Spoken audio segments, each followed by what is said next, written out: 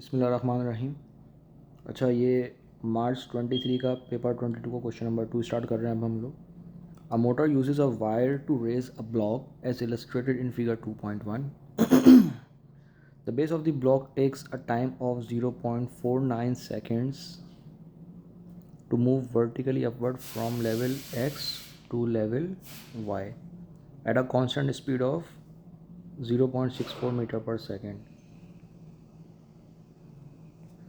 ये distance cover करा है इसने 0.64 मीटर पर सेकंड की स्पीड से, और इसमें टाइम लगा है 0.49 सेकेंड्स।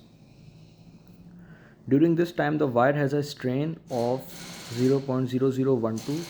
तो इसने मुझे स्ट्रेन भी बता दिया, दैट इज़ 0.0012।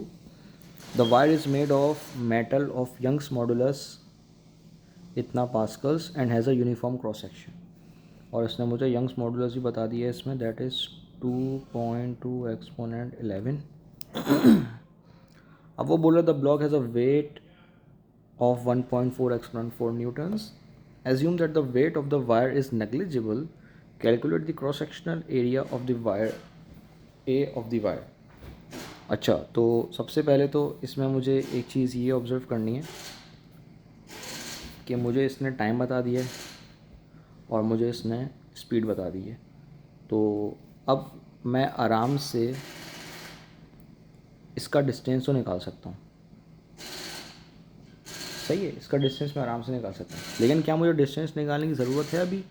तो वो मेरे पास अभी नहीं है। तो अगर मैं इसमें सिंपली वो वाला फॉर्मूला लगा दूँ, Young's modulus is equals to stress over strain, और यंग्स मॉडुलस मेरा 2.2 एक्सपोनेंट 11 है टाइम्स स्ट्रेन 0.0012 है, तो मेरे पास स्ट्रेस आ जाएगा। अगर मैं इसको सॉल्व करूँ तो क्या बनेगी वैल्यू? स्ट्रेस आ रहा है मेरे पास 2.64 एक्सपोनेंट 8 पास्कल्स। अब स्ट्रेस का फॉर्मूला होता है फोर्स ओवर एरिया। फोर्स भी मुझे ऊपर बताई हुई है, दैट इज़ 1.4 एक्सपोनेंट 4। तो अब ये फॉर्मूला इसको इस तरह कर लो, एरिया इधर आ जाएगा, फोर्स ओवर स्ट्रेस, तो ये 1.4 एक्सपोनेंट 4 ओवर 2.64 एक्सपोनेंट 8 हो जाएगी वैल्यू। यहाँ से मेरे पास इसका एरिया आ जाएगा, that is 5.30 exponent -5 metres square. तो ये इसका आंसर हो गया। अच्छा, इसको 2 सिग्निफिकेंट में रखना है क्योंकि हर चीज़ है ना यहाँ पर, ये देखो ये भी 2 में आ रही है, सब कुछ 2 सिग्निफिकेंट में आ रहा है। 2 2 2 2 2 सब 2 सिग्निफिकेंट में, तो मैंने इसलिए यहाँ पे 2 सिग्निफिकेंट रखे। नेक्स्ट पार्ट देखते हैं। The increase in the gravitational potential energy of the block for the movement of its base from X to Y. तो अब एक एक्स था और एक वाई था, इसकी मुझे डिस्टेंस पता करना है एच। तो मैं एनर्जी के फॉर्मूले में जिसमें मैं mgh रखता हूँ, एच आ जाएगा।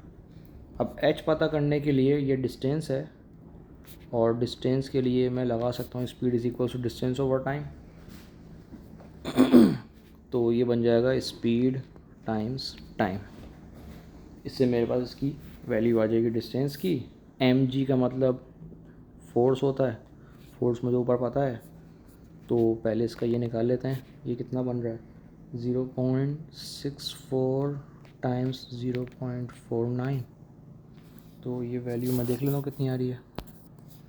ये बन रही है 3.14 एक्सपोनेंट -1। तो ये मेरा h हो गया। f की वैल्यू 1.4 एक्सपोनेंट 4 थी टाइम्स 3.14 एक्सपोनेंट -1। तो ये एनर्जी की वैल्यू मेरे पास आ जाएगी 4.39 एक्सपोनेंट 3 जूल्स। इसको मैं राउंड ऑफ फिर से 2SF में कर दूंगा तो ये बन जाएगी 4.4 एक्सपोनेंट 3 जूल्स। ये पार्ट भी कंप्लीट हो गया, ज़बरदस्त। अब वो बोल रहा है the motor has an efficiency of 56%, तो ये इसने एफिशिएंसी बता दी है 0.56 कर दो या फिर 56% कर दो, एक ही बात है। Calculate the input power to the motor as the base of the block moves from x to y।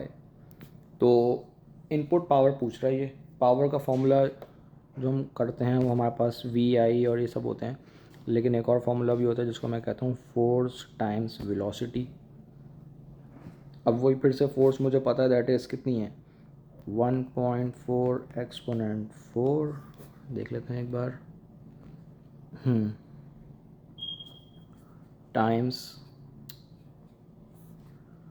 Times velocity मेरे पास 0.64 थी if I am not wrong, yes.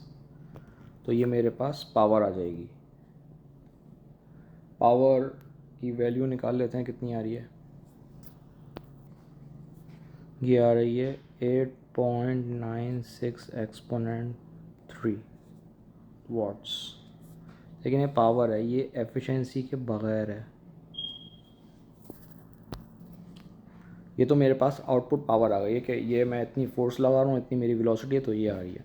अब एफिशिएंसी का जो फॉर्मूला होता है दैट इज़ बिल्कुल बेसिक है, output over input. अब अगर मुझे इनपुट निकालना है तो मैं आउट ओवर एफिशिएंसी कर दूंगा, तो ये बन जाएगी 8.96 एक्सपोनेंट 3 डिवाइड बाय 0.56। अच्छा, इसके दो तरीके करने के। कैलकुलेटर में या तो 0.56 डालो अपॉन में, या फिर अपॉन करके 56% कर दो। 56 डाल के परसेंटेज का साइन लगा दो, तो मेरे ख्याल से वही आंसर आएगा। मेरे पास अभी कैलकुलेटर सही नहीं, तो मैं इसलिए चेक नहीं कर सकता। तो खैर वैल्यू की देख लेते हैं क्या आ रही है इसकी। तो मेरे पास जो इनपुट पावर आ रही है दैट इज़ 1.60 एक्सपोनेंट 4 आ रही है, इसमें से मैं इसमें ज़ीरो नहीं लगाऊंगा क्योंकि ये 2SF ऑलरेडी हुआ हुआ। नेक्स्ट पार्ट पे चलते हैं। The base of the block now has a uniform deceleration of magnitude acceleration बता दी from level y until the base of the block stops at level z। Calculate the tension in the wire as the base of the block moves from y to z। अच्छा, अब ये मेरा y आ गया और ये मेरा z आ गया। इसमें जो एक्सेलरेशन है दैट इज़ -1.3 मीटर्स पर सेकंड स्क्वायर, क्योंकि अब ये इसकी वेलोसिटी यहाँ पर तो मुझे पता है कितनी थी, और यहाँ पर इसकी मेरे पास क्या हो गई 0 हो गई ये वेलोसिटी। यहाँ पे 0.64 थी, यहाँ पे 0 हो गई। अब वो बोल रहा है कि इस calculator tension T in the wire as the base of the block moves from y to z। अब इसमें करना क्या, सबसे पहले तो मैं इसका मास निकाल लेता हूँ ताकि मेरे पास जो बाकी जो फोर्सेज हैं मैं वो निकाल सकूँ आराम से। तो W is equals to mg, W over g would be my m। W मेरा जो वेट है इसका 1.4 एक्सपोनेंट 4 है ओवर 9.81। इसमें मेरे पास बॉडी का मास आ जाएगा that is 1.43 exponent 3 kilograms. 1.43 exponent 3 kilograms, yes. ये मेरा इसका मास आ गया। अब अगर मैं इसमें न्यूटन का सेकंड लॉ लगाऊं, जिसमें मेरे पास F is equals to ma करते हैं, तो मास मेरा 1.43 एक्सपोनेंट 3 है और इसकी एक्सेलरेशन है -1.3। मैं तो बस फोर्स निकाल रहा हूँ, इसलिए मैं इसमें इस वक्त नेगेटिव पॉजिटिव करने का कोई फ़ायदा नहीं है, तो इसको कर लेते हैं। तो ये वैल्यू बन रही है 1.86 एक्सपोनेंट 3 न्यूटन्स। ये वो फोर्स है जो कि लग रही है इसकी एक्सेलरेशन की वजह से, और एक वो फोर्स थी जो कि इसकी वेट की वजह से भी लग रही है। तो वेट नीचे लेके जा रहा है, ये फोर्स ऊपर लेके जा रही है। तो इन दोनों को अगर मैं माइनस कर दूं, जो कि हैं 1.4 एक्सपोनेंट 4 माइनस 1.86 एक्सपोनेंट 3, तो ये जो आंसर आएगा ये इसका रिजल्टेंट टेंशन वेंशन हो जाएगी, जो वैल्यू बनेगी मेरी।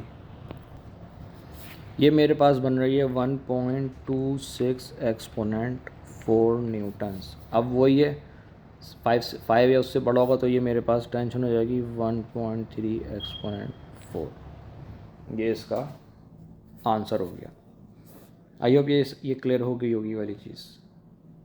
नहीं हुई तो मुझे वो चैट पे बता देना, मैं फिर इसको इंशाल्लाह ज़्यादा बेहतर समझा दूँगा। अच्छा, अब ये लास्ट पार्ट आ गया। इसमें बोल रहा था the base of the block is at levels X Y and Z at times T X T Y and T Z respectively. On figure 2.2, sketch a graph to show the variation with time t of the distance d of the base of the block from level x. Numerical value of d and t are not required. अच्छा, सबसे पहले तो मेरे पास इन्होंने बताया था कि मेरे पास कांस्टेंट स्पीड है। कब से कब तक है वो? x से y तक है। तो x से y तक तो मेरे पास क्योंकि स्पीड कांस्टेंट है तो डिस्टेंस भी कांस्टेंट ही ट्रेवल होगा। एक डॉट हमेशा पीछे रह जाता है। चलो सही है। तो ये मेरे पास टी एक्स से टी वाई का टाइम हो गया और इसमें डिस्टेंस मेरा कांस्टेंट हुआ क्योंकि मेरे पास वो कांस्टेंट है, क्या कहते हैं, स्पीड कांस्टेंट है। अब जो अगली चीज़ है वो है वाई से जेड। अब वाई से जेड भी डिस्टेंस तो बढ़ रहा है, ऊपर तो जा रहा था यहाँ से, वो कहाँ गया? हाँ, यहाँ से यहाँ पे ऊपर तो जा रहा है वो, लेकिन हल्के रेट से जा रहा है क्योंकि इसकी एक्सेलरेशन जो है वो अब डीसेलरेट कर रहा है ये। तो अब ये डिस्टेंस तो कवर करेगा लेकिन ये कांस्टेंट की तरफ इसकी तरफ आता रहेगा, क्या कहते हैं, टूवर्ड्स, इसका ग्रेडियंट टूवर्ड्स ज़ीरो की तरफ आता रहेगा। ये हॉरिजॉन्टल होने लग जाएगा। मैं बना नहीं पा रहा हूँ लेकिन ये ऐसे ही। चलो, तो ये इसका ये पूरा क्वेश्चन कंप्लीट हो गया है।